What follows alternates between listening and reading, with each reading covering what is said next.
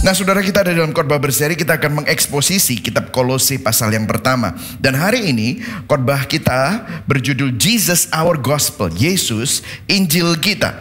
Tuhan memberikan kabar baik kepada kita, yaitu melalui Yesus Kristus. Dan kita akan membaca dari Kolose 1 ayat 1 sampai 8. Dan kemudian kita akan lompat juga ayat 28 dan 29.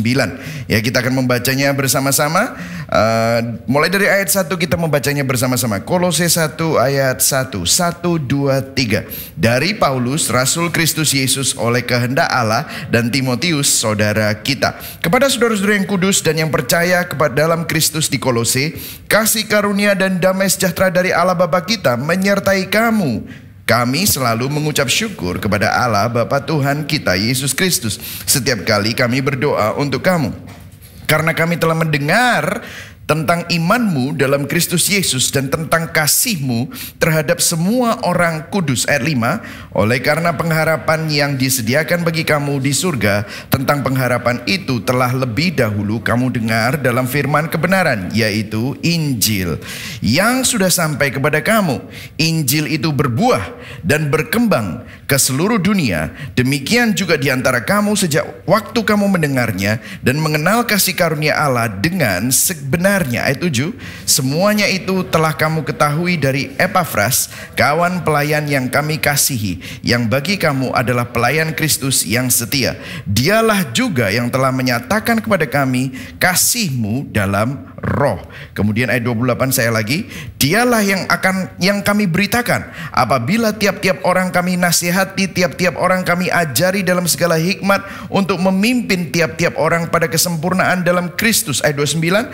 Itulah yang kuusahakan dan kubergumulkan dengan segala tenaga sesuai dengan kuasanya yang bekerja dengan kuat di dalam aku. Berbahagialah orang yang mendengar firman Tuhan, memelihara dalam hatinya dan melakukan dalam hidupnya. Nah, ini adalah minggu pertama dari Advent. Katakan sama-sama Advent. Advent. Apa itu Advent? Dalam bahasa Latin itu artinya coming, bahasa Inggrisnya, yaitu kedatangan. Advent artinya menanti kedatangan Kristus, Sang Mesias. Nah saudara, Mesias sudah datang, Kristus sudah datang. Namun, saya mau bertanya sama saudara hari ini. Saudara ada di dalam gereja yang gospel center. Saudara mungkin hari ini tune in pada channel Gibeon Church yang merupakan gospel center church. Jadi setiap minggu saudara pasti mendengar presentasi Injil. Setiap minggu saudara pasti mendengar khotbah yang berpusat pada Injil. Tetapi dengar saudara, mendengar Injil dipresentasikan dengan memahami Injil, datang masuk ke dalam hati, menyentuh serta mengubah kehidupan adalah hal yang sangat berbeda. Nah, saya akan memulainya dengan sebuah kisah dengan dua anak muda. 200 tahun setelah reformasi, ada dua anak muda yang bernama William Holland and Charles Wesley. Saya tahu fotonya tidak begitu muda ya saudara ya. Tetapi mereka awalnya adalah dua anak muda ya. Dua tokoh Kristen yang hidupnya mengalami jamahan yang luar biasa saudara. Dan mereka mengalami jamahan Tuhan itu bukan di KKR. Dan bukan pada saat mereka datang ke sebuah kebaktian, atau dengar kesaksian artis, atau ikutan konser Kristen. Mereka adalah William Holland and Charles Wesley. Mereka dari gereja Anglican. Mereka sangat beragama, orang agamis, sangat bermoral, tapi ada kekosongan. Mereka akhirnya dalam kekosongannya bergabung dalam klub Kristen di universitas yang namanya Holy Club. Bayangkan saudara, klubnya namanya Klub Kudus. Waduh, keren sekali ya. Ingin belajar tentang Tuhan. Dan apa yang mereka lakukan di Holy Club itu, mereka membaca buku komentari tentang kitab Galatia yang ditulis oleh Martin Luther, sang reformator. Jadi sekelompok anak muda, mereka ingin kenal Tuhan, nggak tahu ngomong sama siapa, mereka join klub yang namanya Holy Club. Mereka baca bukunya komentari. Mereka saling membacakan satu dengan yang lain dengan suara yang lantang. Satu malam Charles Wesley membacakan komentari kitab Galatia. Di awalnya saja, baru pembukaan. Kemudian apa yang terjadi? Baru pembukaan, tiba-tiba William Holland itu tiba-tiba nangis, bersujud, bertobat di zaman Tuhan, lahir baru, Sampai pertemuannya malam itu nggak bisa continue. Kenapa? Karena William Holland ini dijamah Tuhan. Hanya dengan baca buku komentari Martin Luther. Nah, Charles Wesley yang membacakan bingung melihat temannya ini. Kenapa? Apa yang terjadi? Mereka lagi baca buku.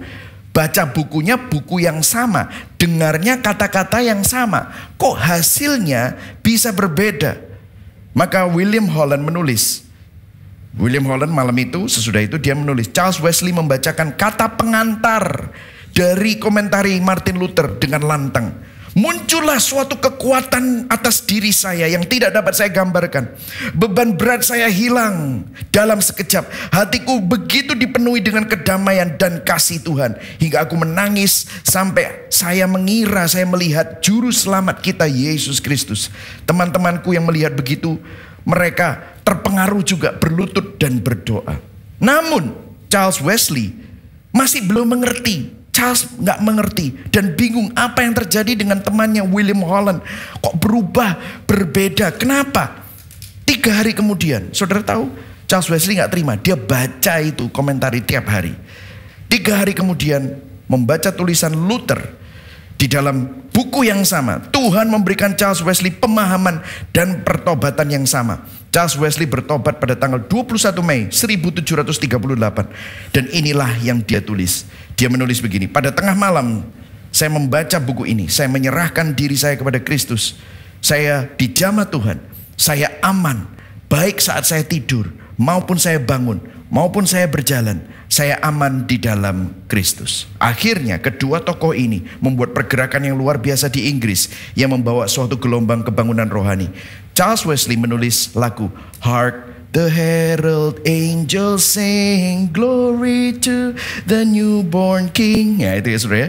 Charles Wesley menulis lebih dari 5.000 hymn. Nah saudara, ada sesuatu yang menarik di sini cerita ini.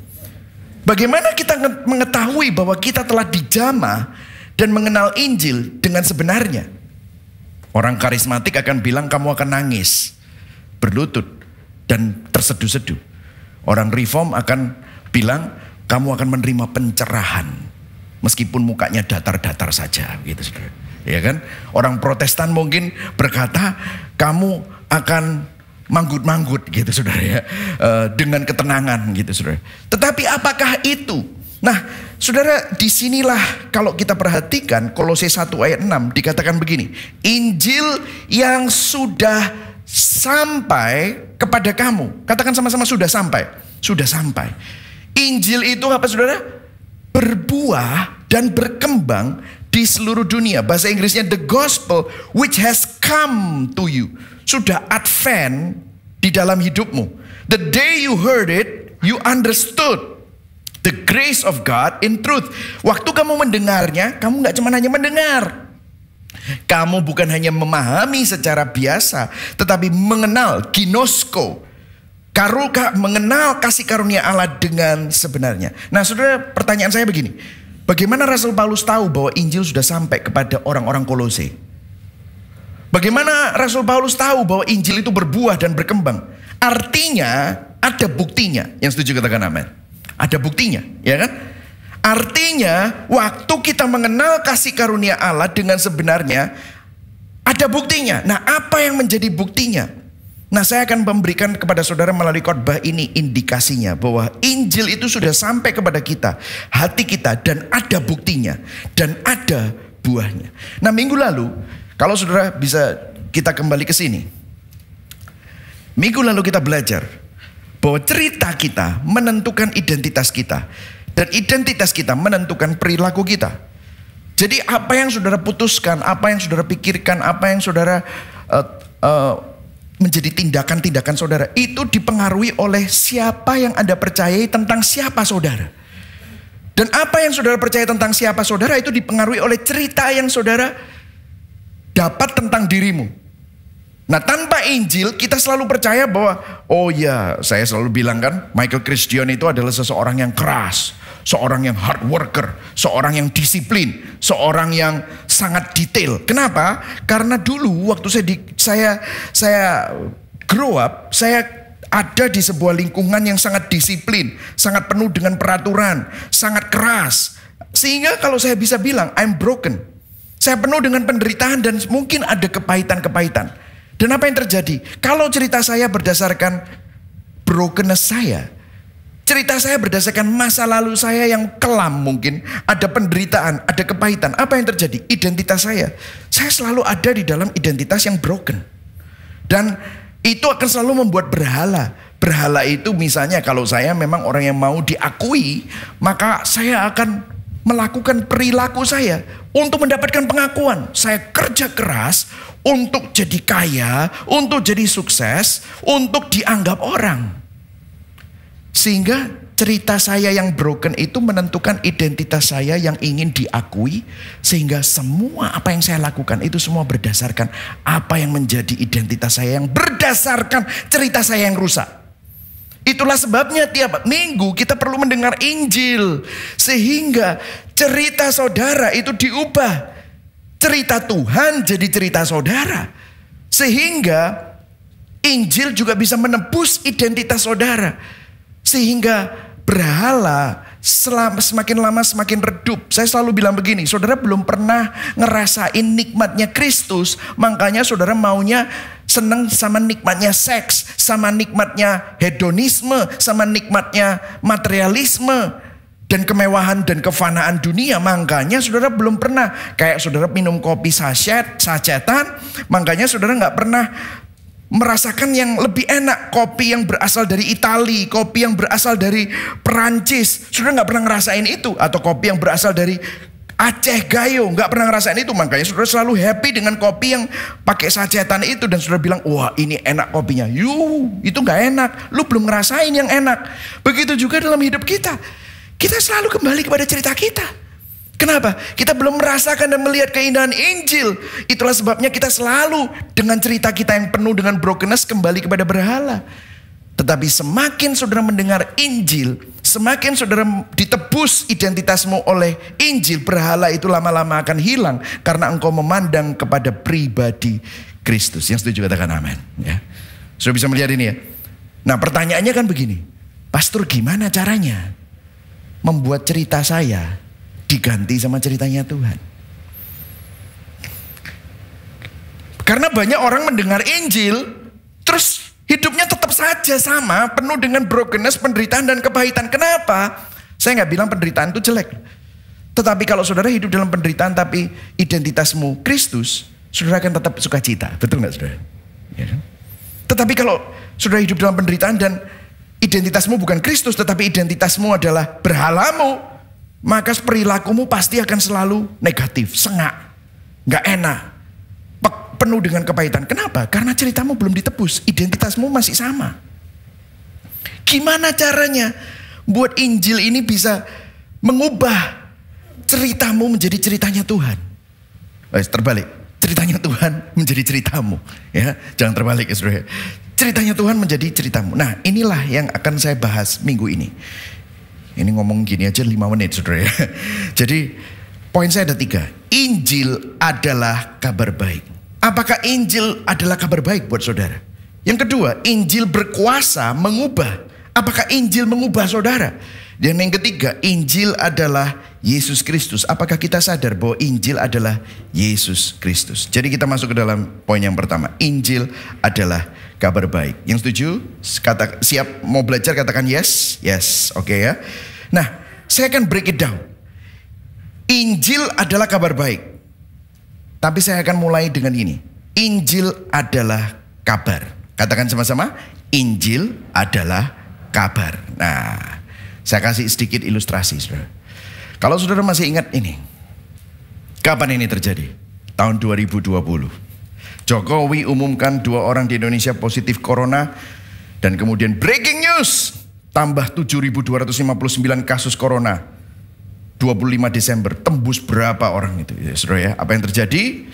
Sehingga ini ada lockdown. Nah saudara bisa nggak? Kalau kabar ini terjadi, ini adalah kabar. Kabar, katakan sama-sama kabar. Kabar. Ini kabar baik atau kabar buruk? Tergantung ya. Kalau saudara bisnisnya masker, ini adalah kabar baik gitu saudara. Ya kan saudara? Ya. Tetapi gini, ini kabar. Ya, dengar saudara, dengarkan. Kabar pada dasarnya netral. Saya mau kasih tahu kepada saudara. Seperti saya bilang, kalau saudara lihat ada orang yang bisnisnya alat-alat kesehatan, orang yang bisnisnya rumah sakit, ini kabar baik. Naik omset, betul atau tidak saudara? Jadi kabar itu pada dasarnya netral. Tetapi kalau saudara ternyata terpapar dengan COVID, maka itu adalah kabar buruk. Tetapi kabar pada dasarnya netral. Kalau nomor 1, nomor 2, atau nomor 3 yang menang pemilu, itu tergantung. Kabar baik atau kabar buruk. Kalau saudara pendukung nomor 1, ya itu kabar baik buat saudara. Kalau yang 1 menang, yang nomor 2, kalau nomor 2 menang, saudara akan merasa, wah ini kabar baik buat aku. Tetapi kalau saudara pendukung nomor 1, itu kabar buruk. Harga dolar naik. Itu kabar baik atau kabar buruk? Tergantung saudara transaksinya dolar dengan rupiah. Ya jelas, kalau saudara dapatnya dolar, terus harga dolar naik, ya saudara senang. Tapi kalau harga dolar turun, yang dapatnya dolar, ya sedih.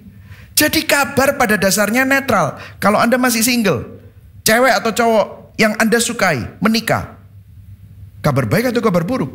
Buat yang nikahi, ya kabar baik. Tapi buat saudara, ya keduluan gitu saudara ya, itu kabar buruk. Jadi kabar adalah sesuatu yang sudah terjadi. Kita nggak bisa menunda, betul ya saudara? Kabar itu terjadi. Nggak bisa mempercepat kabar, begitu juga mengubah kabar. Kita hanya bisa apa? Meresponi kabar tersebut. Betul atau tidak saudara? Apa yang terjadi waktu COVID datang? Saudara langsung apa? Beli masker, meresponi. Kembali ke sini.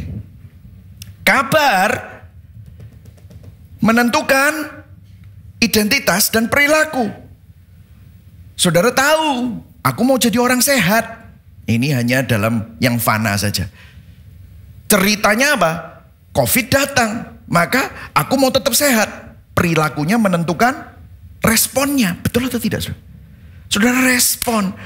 Aku mau divaksin, aku harus karantina kalau kena. Atau kalau enggak, aku harus WFH. Aku harus di rumah saja, tidak mau keluar-keluar. Itu adalah respon. Saudara, let me tell you, perilaku ini hanya respon. Katakan kepada kanan kirimu, bro, hanya respon ternyata bro. Nah, ya kan ya. Perilaku ini hanya respon terhadap apa? Cerita yang saudara percayai. Dan itu menentukan identitasmu. Nah, kembali lagi ke sini. Betul nggak saudara? Ya, saya kembali ke sini ya saudara. Jadi kita tidak bisa menunda kabar, mempercepat kabar, begitu juga mengubah kabar. Tetapi kita hanya dapat apa saudara? Meresponi. Katakan sama-sama, meresponi. Jadi begini saudara, kabar pada dasarnya adalah netral. Bisa jadi baik, bisa jadi biasa aja, bisa jadi buruk. Betul atau enggak saudara? Saya kasih contoh lagi. Kalau saudara lihat orang naik sepeda motor dengan jaket ini ke kantor saudara atau ke rumah saudara, saya mau tanya, ini kabar baik, biasa saja atau buruk? Kalau yang pesan makanan kamu dan saudara benar-benar lapar, ini kabar baik, betul saudara? Bakmiku teko, yes, lapar gitu saudara. Tetapi ternyata suami saudara lapar juga, tapi nggak mau beli no. Apa yang terjadi? Kabar buruk, betul saudara? Tetapi anak saudara sudah makan, dibelikan ekstra. Kabarnya biasa saja.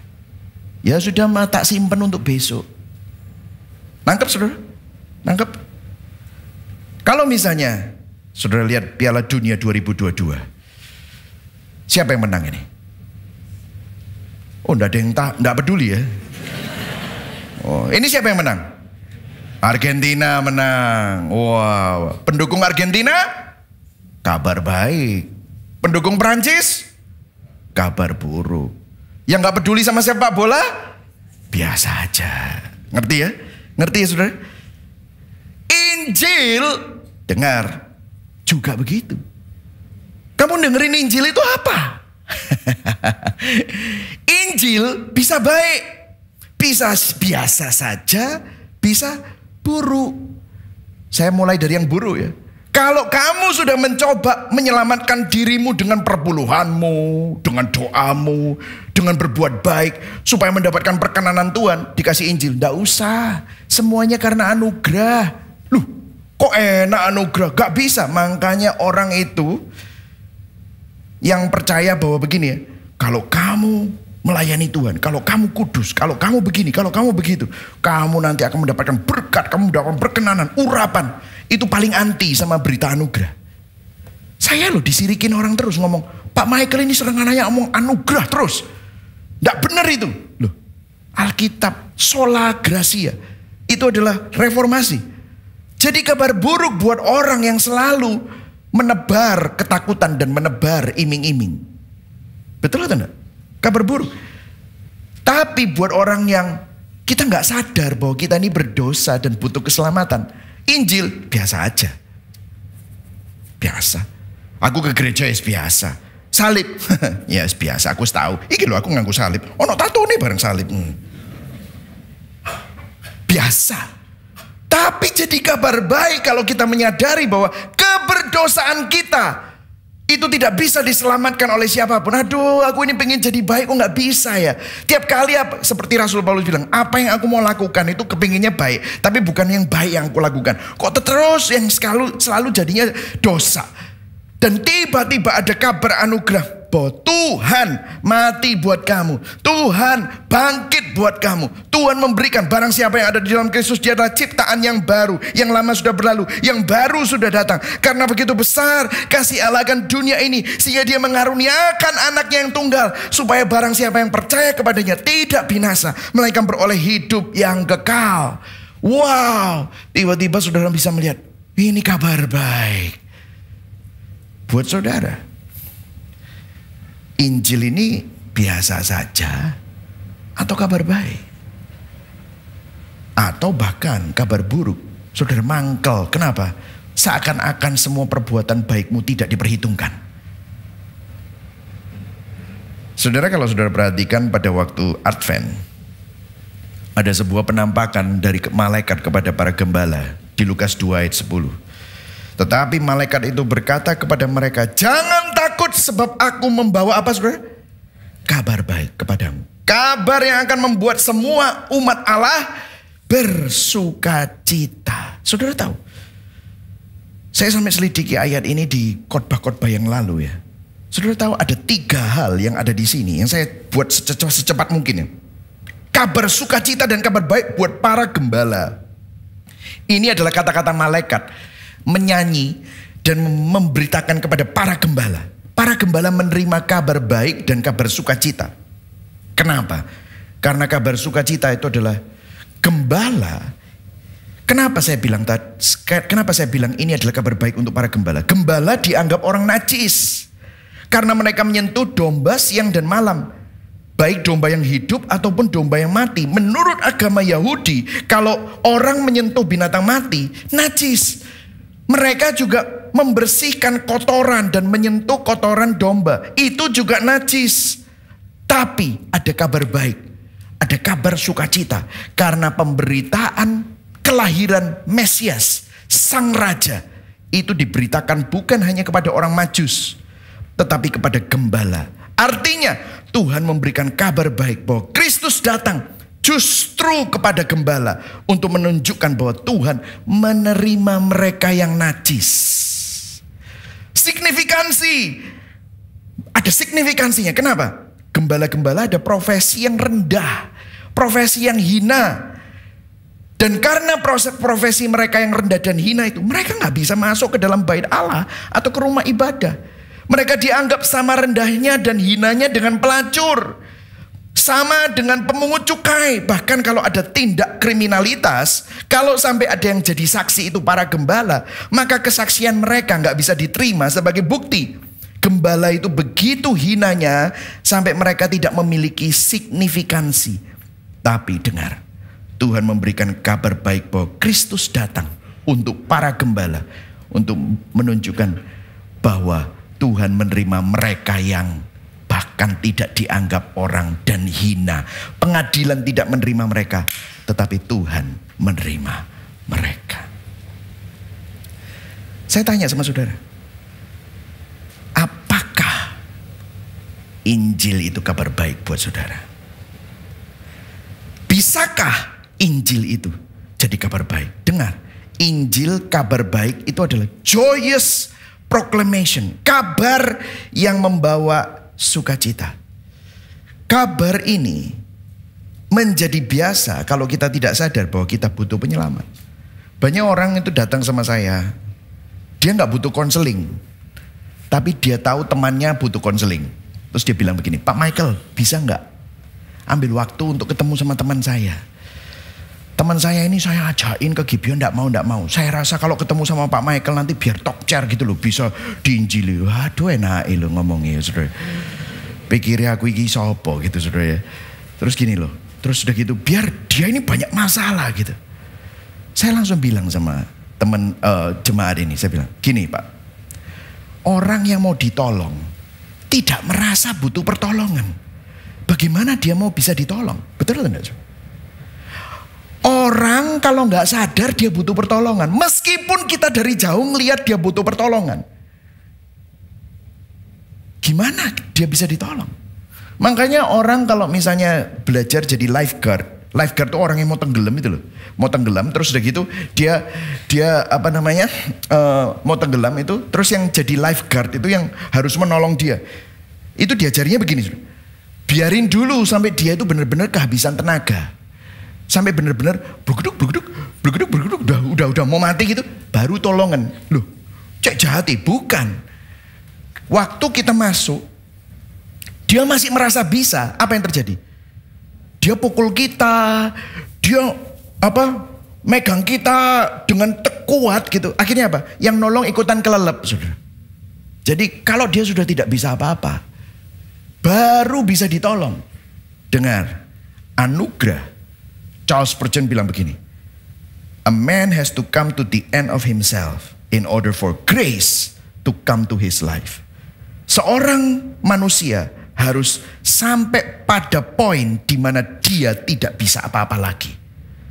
Baru anugerah itu bisa datang dan menyelamatkan hidupnya. Saudara masih gimana? Para pendengar bagaimana? Apakah kamu masih merasa hebat? Selama kamu masih merasa hebat, selama masih kamu merasa kaya, merasa mampu, Injil kabarnya biasa saja. Tapi sampai kita sadar bahwa aku butuh Tuhan, di situ Injil jadi kabar baik. Yang setuju katakan amin. Bisakah Injil menjadi kabar baik? Kabar baik Injil adalah Tuhan yang berinkarnasi melalui karya salib Yesus Kristus untuk menebus manusia berdosa. Sampai saudara sadar bahwa saudara adalah orang berdosa, baru Injil menjadi kabar baik. Kalau tidak, Injil akan menjadi kabar biasa-biasa saja. Saudara, distorsi Injil terjadi saat kita berpikir bahwa kita baik-baik saja, atau kita masih merasa mampu untuk menyelamatkan diri sendiri. Bisakah Injil menjadi kabar baik tanpa menyadari keberdosaan dan kebutuhan kita akan keselamatan? Nggak bisa, saudara. Oke, kemudian sekarang saudara tahu Injil adalah kabar baik. Yang kedua, Injil berkuasa mengubah, saudara. Nah, kalau saudara perhatikan di ayat 4 sampai ke 6 dikatakan begini. Ayo baca sama-sama ya. 1, 2, 3. Karena kami telah mendengar tentang apa? Imanmu. Kemudian kita langsung masuk ke 6, ayat 6, yang sudah sampai, Injil yang sudah sampai kepada kamu. Injil itu, baca sama-sama 1, 2, 3. Injil itu berbuah dan berkembang di seluruh dunia. Nah, perhatikan di sini. Mendengar tentang imanmu. Oh, ternyata iman itu bisa didengar. Apakah hanya diperkatakan? Enggak. Ada buktinya. Kenapa? Iman itu terlihat buktinya. Terlihat buahnya dan berkembang. Nah, apa bukti iman? Itu ada buahnya. Apa bukti iman itu? Kelihatan. Bisa terlihat. Iman itu nggak cuma hanya diomongkan, tetapi iman itu terlihat. Apa? Gimana caranya? Simple saudara. Perubahan hidup. Katakan sama-sama, perubahan hidup. Gini loh saudara, firman Tuhan berkata, banyak orang bilang begini kan, yang penting kan imannya. Benar, benar. Efesus 2 ayat 8-9. Sebab karena kasih karunia kamu diselamatkan oleh iman. Itu bukan hasil usahamu, tetapi pemberian Allah. Itu bukan hasil pekerjaanmu. Jangan ada orang yang memegahkan diri. Jadi dua-duanya. Kamu diselamatkan karena kasih karunia oleh iman. Dua-duanya bukan hasil usahamu. Pemberian Allah. Bukan pekerjaanmu, tetapi itu dikasih. Jangan sampai ada orang memegahkan diri. Tapi kemudian Yakobus 2 ayat 14 dikatakan, apa gunanya saudara-saudaraku jika seorang mengatakan bahwa ia mempunyai iman, padahal ia tidak mempunyai perbuatan. Dapatkah iman itu menyelamatkan dia? Loh, orang bilang bahwa Paulus sama Yakobus berseberangan. Enggak berseberangan. Martin Luther berkata begini. Martin Luther jelas sekali, dia bilang begini. Kita selamat oleh iman dan bukan perbuatan. Nah, dengar. Ini buktinya. Iman ada bukti. Namun, jika tidak ada perbuatan, pasti ada yang salah dengan iman itu. Orang yang beriman kepada Kristus pasti hidupnya berubah. Nah, saya mau tanya sama saudara. Saudara selamat oleh iman plus perbuatan atau iman yang menghasilkan perbuatan? Wah, ini kalau sudah ikut APS sudah langsung bisa tahu jawabannya, saudara. Ya, kalau sudah mengikuti khotbah Galatia selama 29 minggu itu kemarin sudah tahu jawabannya. Saudara diselamatkan oleh apa? Oleh apa? Yang sini atau yang sini?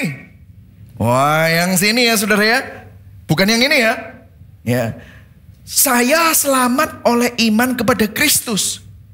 Diselamatkan karena kasih karunia oleh iman.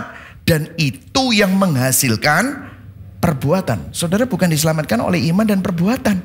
Jadi yang benar adalah yang ini memang. Jadi kalau kita perhatikan, nah ya, oke. Saya kembali kepada kabar. Oke, saya kembali kepada kabar. Injil berkuasa mengubah. Saya kembali kepada cerita COVID. Cerita COVID. Waktu COVID itu terjadi, COVID itu diumumkan dan ada lockdown nasional, WFH nasional. Saya mau tanya, banyak nggak yang membangkang? Saya tanya, ada nggak yang membangkang? Ada. Ada yang nggak peduli? Ada. Ada yang tetap buka toko? Ada. Tapi ada nggak yang nurut? Banyak. Nah, apa yang terjadi? Apa perbedaannya antara yang membangkang sama yang menurut? Apa perbedaannya? Nah, perbedaannya yang nurut, dia membuat kabar itu pusat hidupnya. Betul atau enggak? Saya kembali ke papan. Kabar, cerita COVID. Dikasih tahu identitasnya, mau tetap selamat, mau hidup sehat. Karena ada kabar itu ditaruh di dalam identitasnya dia. Apa yang terjadi perilakunya? Aku tak WFH, aku gak mau sakit, aku tetap pakai masker, aku akan selalu beli sanitizer. Begitu apa-apa sanitizer. Begitu apa-apa sanitizer. Kalau aku perlu pergi ke supermarket, ada yang pakai APD ke supermarket, kayak astronot saudara. Tapi apa yang terjadi? Dia memakai kabar itu menjadi pusat hidupnya. Nah, saya sekarang tanya, Injil berkuasa mengubah nggak? Iya. Tapi ada juga yang biasa saja. Kenapa? Kabar itu, kabar baik itu jadi pusat hidupmu nggak? Atau pusat hidupmu adalah kepahitanmu? Pusat hidupmu adalah uangmu? Pusat hidupmu adalah kesuksesanmu? Pusat hidupmu adalah kenyamananmu? Kalau kita yang jadi pusat hidup, ya Injil cuma hanya Anda dengar seminggu sekali waktu ke gereja. Nangkep sudah? Tapi waktu Anda mengubah pusat hidupmu menjadi Kristus adalah pusat hidupmu, seperti COVID jadi pusat hidupmu, maka perilakumu akan sesuai dengan pusat hidupmu. Saudara mulai melihat? Mulai ngerti, oh gitu ya. Tiba-tiba saudara tidak akan hidup untuk dunia. Saudara tidak akan hidup untuk uang. Saudara hidup untuk kemuliaan Tuhan. Hidupnya meresponi anugerah. Aduh, aku itu sudah diselamatkan ya. Rahasia ini besar. Tetapi yang aku maksudkan, Efesus 5. Adalah Kristus dan jemaat. Rahasia antara suami dan istri. Aku jadi suami nih ya. Carpe diem. Tuhan udah selamatkan aku. Udah ngampuni aku. Tapi aku ini ya suka gondok sama istriku. Aku ini suka marah-marah. Nggak sadar aku orang berdosa. Waktu saudara taruh itu di dalam pusat hidup saudara, maka pandangan saudara terhadap istrimu berubah. Pandangan saudara terhadap uang berubah. Pandangan saudara terhadap pernikahan berubah. Pandangan saudara terhadap pekerjaan berubah. Kenapa? Karena kabar itu, kabar baik itu menjadi pusat hidup kita. Ada buktinya. Orang bisa lihat. Makanya Rasul Paulus bisa tahu bahwa Injil sudah sampai, tersiar bukti imanmu. Dan sekarang berkembang dan berbuah. Hidup saudara berbuah? Ada buktinya enggak? Nah, ini pertanyaan. Mau tahu tesnya apa? Ini loh tesnya. Untuk mengetahui apakah Injil, ini loh, kembali ke papan ya. Apakah Injil menjadi pusat hidup kita, mengganti cerita kita, dan menebus identitas kita. Kembali ke slide lagi. Untuk mengetahui apakah Injil menjadi pusat, apa isi doa dan keinginanmu? Makanya saya selalu bilang gini, kalau ingin tahu seseorang dan kenal seseorang, ajak dia berdoa. Isi doane apa sih? Kalau isi doane itu cuma minta Tuhan, aku minta mobil, aku minta rumah, aku minta kesuksesan, aku minta ini, minta itu. Nggak salah sih. Tapi kalau 7 hari, 365 hari, doanya tiap kali minta terus. Minta itu mintanya lain loh saudara, bukan minta barang. Tapi Tuhan kasih aku kekuatan dalam menghadapi semua ujian ini. Tuhan kasih aku kasih. Waktu aku ketemu sama orang yang mungkin menjahati aku. Isi doanya dan keinginan hatinya berbeda. Kenapa? Dia menaruh Kristus jadi pusat hidupnya. Apa yang membuat kita bersuka cita? Apa yang membuat kita berduka? Yang membuat kamu senang ini apa sih? Waduh, kalau ada orang itu kenal Injil, berubah hidupnya. Gara-gara kita ini berkontribusi sedikit, Roh Kudus bekerja dalam hidup seseorang, wah orang itu diubah. Aduh senangnya. Akhirnya apa? Saudara bersuka cita. Apa yang menjadi tujuan hidup kita? Kalau saudara yang menjadi tujuan hidup saudara itu semuanya berdasarkan apa yang diukur oleh uang, sukses, semua yang berdasarkan materi. Waduh, artinya Injil belum menjadi pusat. Injil, kabar baik menjadi pusat hidup. Itu akhirnya apa? Tujuan hidup kita membawa kemuliaan bagi Tuhan. Doa dan keinginan kita, nama Tuhan dipermuliakan. Doa dan keinginan kita itu bukan tentang melulu kebutuhan kita, tetapi kebutuhan anak-anak kita, kebutuhan orang-orang lain di sekitar kita. Kita bersyafaat untuk kebutuhan orang lain. Kita sadar bahwa identitas kita pendosa yang sudah diselamatkan oleh kasih karunia. Kedukaan kita, kebahagiaan kita, duka kita tuh, Tuhan ampuni aku Tuhan, aku udah berdosa. Aku ini kadang-kadang punya tabiat yang karakter yang suka marah, gondoan. Tuhan ampuni aku Tuhan. Ajar aku untuk tidak hidup dengan berhala, tetapi aku percaya sama kamu supaya aku damai, penuh dengan kasih. Dan kebahagiaannya adalah apa? Injil diberitakan dan Injil dihidupi. Saudara, waktu saudara menaruh Injil, kita kembali ke papan. Injil mengubah cerita kita. Injil mengubah identitas kita. Apa yang terjadi? Ke slide ya. Kita mengubah lensa pandangan kita. Ini loh. Kita perlu belajar meninggalkan cara dunia, unlearn, dan kita perlu belajar ulang bagaimana menemukan Injil di dalam kehidupan kita dan memiliki lensa yang berdasarkan Kristus. Untuk memandang apa? Memandang keuangan, pekerjaan, anak, keluarga, penderitaan, seks, pertemanan, hubungan, kesehatan jiwa, masa depan. Dari apa? Kacamata Injil. Kacamatanya Injil. Mulai menangkap, saudara. Jadi saudara perlu kita lihat bahwa firman Tuhan itu bukan cuma hanya kita dengar hari Minggu. Tapi kabar itu harus jadi pusat kehidupan kita. Yang setuju katakan amin. Ayo kita baca sama-sama Kolose 1 ayat 23. Tadi belum kita baca ya. Baca sama-sama. 1, 2, 3. Kabar itulah dasar dari semua yang... Stop dulu sampai di situ. Coba dicerna. Kabar itulah dasar dari apa? Semua yang kita harapkan. Ayo terus ya. 1, 2, 3. Janganlah kalian berpindah dari dasar itu. Bertahanlah karena kabar baik itu sedang disebarkan ke semua daerah di dunia ini. Dan saya Paulus sudah ditugaskan untuk memberitakannya. Maksudnya dia bilang, kamu juga ditugaskan untuk memberitakannya bersama-sama. Jadi Paulus itu melihat bukti iman, Paulus melihat buah, melihat itu berkembang dari mana? Waktu kabar itu jadi dasar dari semua yang kita harapkan dan kita tidak berpindah dari kabar itu, dan kabar itu kita jadikan seperti waktu COVID itu ada dan kita meresponi kabar itu. Apa yang terjadi? Kita kembali ke papan ya. Apa yang terjadi? Berhalanya hilang.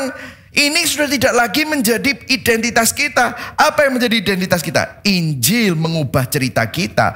Injil mengubah identitas kita. Menebus identitas kita. Sehingga yang kita pandang adalah Kristus. Dan respon kita setiap hari dalam keuangan, dalam seks, di dalam pernikahan, dalam pekerjaan. Kabar itu dasar dari semua. Yang setuju katakan amin. Dan saudara tahu, saya mau masuk ke poin yang ketiga. Kabar itu siapa? Nah, kabar itu bukan tentang Yesus loh. Tentang itu harus dihilangin. Ya. Kolose 1 ayat 28. Baca 1, 2, 3. Kristus itulah yang kami beritakan kepada setiap orang. Jadi kita masuk dalam poin yang ketiga. Injil adalah Yesus Kristus. Saudara, mengapa Injil adalah kabar baik yang berkuasa? Jadi Injil adalah kabar. Injil adalah kabar baik yang berkuasa dan mengubah. Kenapa? Karena Injil bukan hanya tentang Yesus. Namun Injil adalah Yesus Kristus itu sendiri. Karena Injil bukan tentang Yesus, tetapi Injil adalah Yesus Kristus sendiri. Injil bukan tentang bagaimana kita mencapai Tuhan. Injil bukan tentang bagaimana kita bisa hidup saleh. Injil bukan tentang bagaimana kita mendapatkan perkenanan Tuhan. Dengar. Yohanes 14 ayat 6. Ayo baca sama-sama. 1, 2, 3. Kata Yesus kepadanya, akulah jalan dan kebenaran dan hidup. Tidak ada seorang pun yang datang kepada Bapa kalau tidak melalui aku. Jadi dengar saudara, berbedanya agama dengan Injil. Saudara bisa loh menaruh agama menjadi porosmu. Tapi agama itu begini. Agama menunjuk jalan. Agama begini loh caranya menjadi benar. Agama berkata bagaimana caranya memperoleh hidup. Tapi Injil, Yesus bilang gini, akulah jalannya, akulah kebenaranmu, akulah sang kehidupan. Tidak ada seorang pun yang dapat datang kepada Bapa kalau tidak melalui aku. Itu Yesus berkata begitu. Nah saudara, mungkin Anda bertanya, memangnya saya butuh kebenaran? Saya orang baik kok. Nah, saudara tahu, di kitab Keluaran, di perjanjian lama, seorang imam kalau mau datang ke ruang Maha Kudus, itu dia harus pakai jubah imam besar. Dan kalau sudah perhatikan, di kitab Keluaran, seorang imam, kalau dia pakai baju imam besar, Itu bajunya begitu spesifik sekali. Panjangnya, desainnya, warnanya, celananya, ornamen-ornamennya. Dikatakan ini adalah baju kekudusan imam besar. Saya pernah bertanya, maksudnya begini, bertanya sama diri saya sendiri. Kenapa ya Tuhan begitu peduli sama baju yang begitu spesifik untuk menghadap Dia? Kayak fashion designer gitu loh.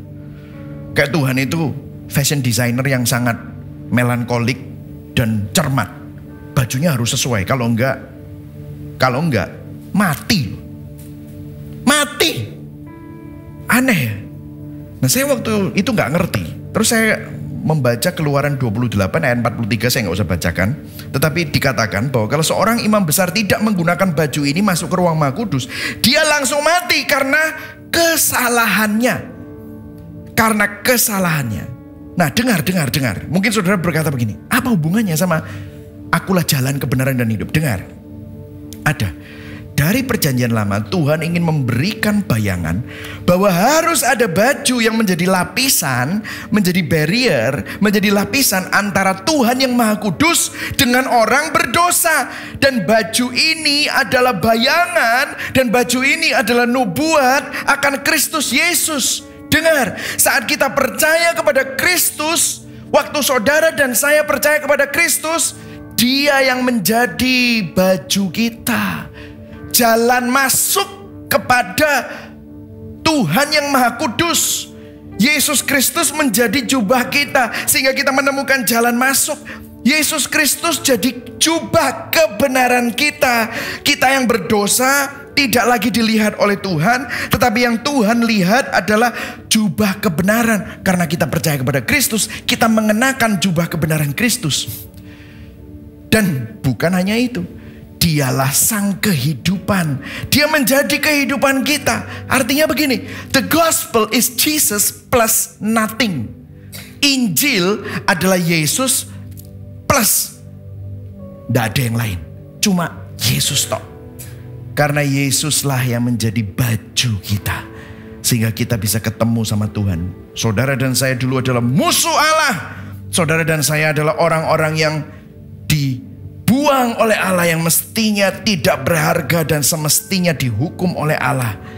Tetapi sekarang saudara dan saya menjadi biji mata Allah. Saudara, kalau saudara memahami kitab Galatia, Kolose, Korintus, orang-orang guru-guru palsu selalu bilang gini, Yesus bagus, tapi gak cukup, kamu perlu disunat. Kamu punya Yesus bagus, tapi kamu juga butuh hukum Taurat.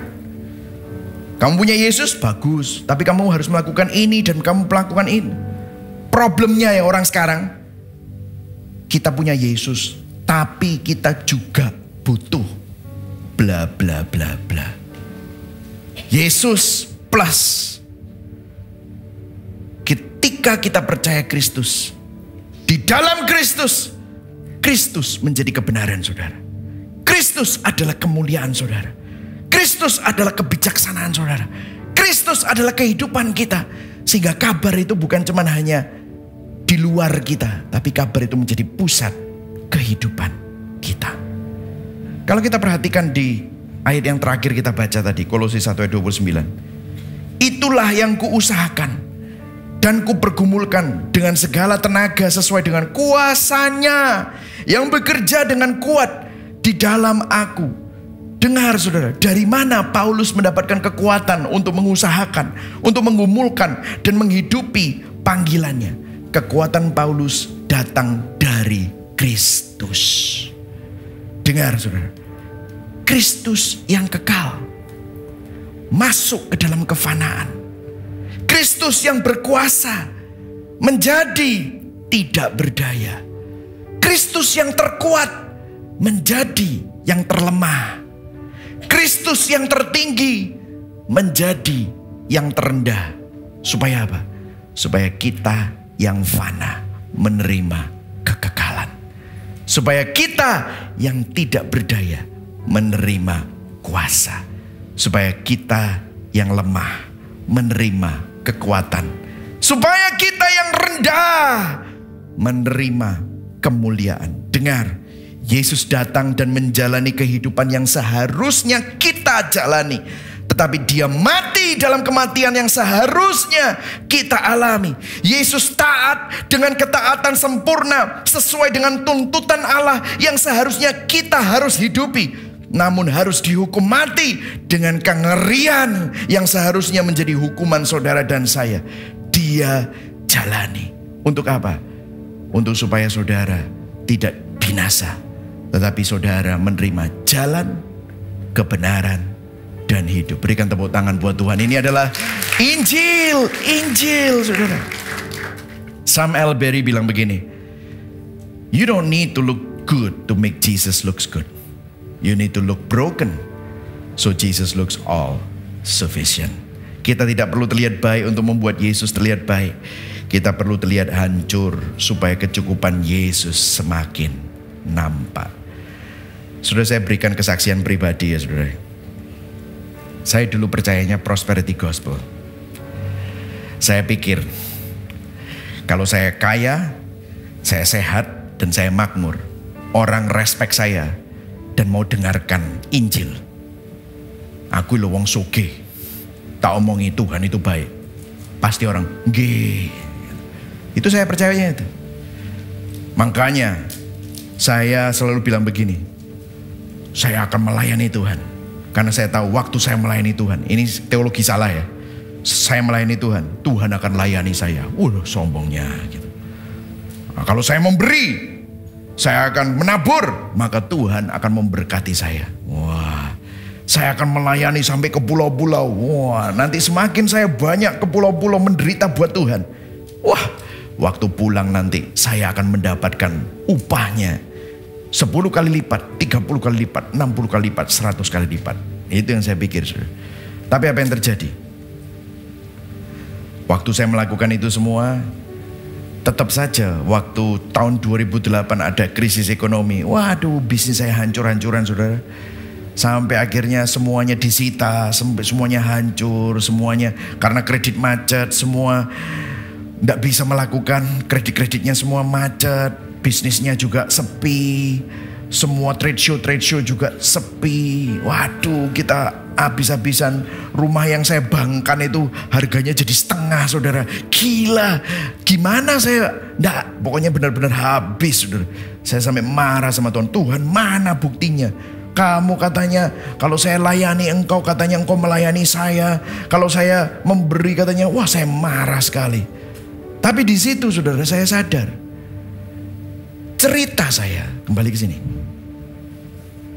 Cerita saya, meskipun saya pakai Tuhan, tapi nggak berubah. Kenapa? Saya mau pengakuan gara-gara saya dulu merasa nggak diakui. Saya butuh diajeni, dihormati orang, direspek orang. Akhirnya apa? Berhala. Saya nggak pernah ngerubah. Memang kelihatannya saya melayani Tuhan. Ternyata apa yang saya lakukan kelihatannya sama dengan orang yang berinjil. Tetapi saya nggak berinjil. Saya menjadikan keduniawian saya, kepahitan saya, penderitaan saya, itu yang menjadi poros kehidupan saya. Tapi justru di situ, I am broken, seperti Sam Elberry bilang.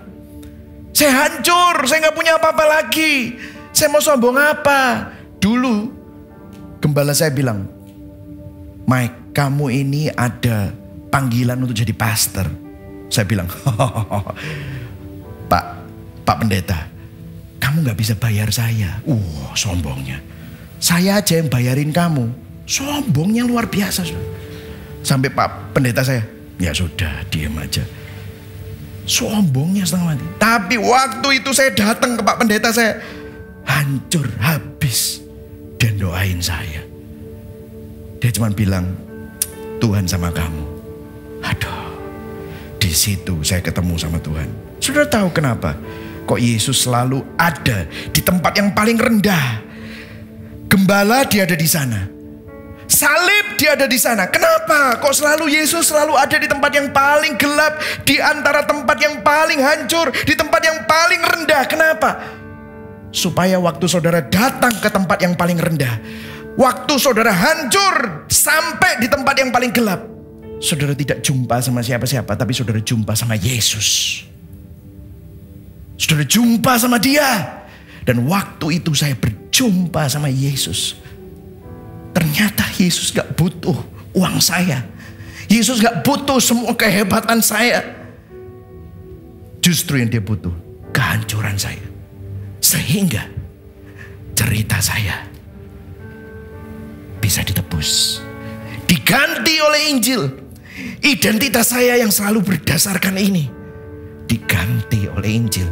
Sehingga saya tidak lagi berharap sama berhala. Tapi saya memandang hanya kepada Kristus. The gospel is Jesus plus nothing. Injil adalah kecukupan Kristus bagi kita. Pertanyaan reflektif. Apakah Injil menjadi kabar baik bagi kita? Atau hanya kabar biasa saja? Sadarkah kita akan keterpurukan, pemberdosaan, serta kebutuhan kita akan penyelamat yang menyelamatkan kita? Kabar mana yang menjadi pusat hidup kita? Injil Kristus atau cerita masa lalumu, kepedihanmu, dan penderitaanmu? Bertobat hari ini, saudara. Apa yang jadi isi doa dan keinginan kita? Apa yang menjadi sukacita dan kesedihan kita? Apa yang kita kejar dan menjadi tujuan hidup kita? Amin.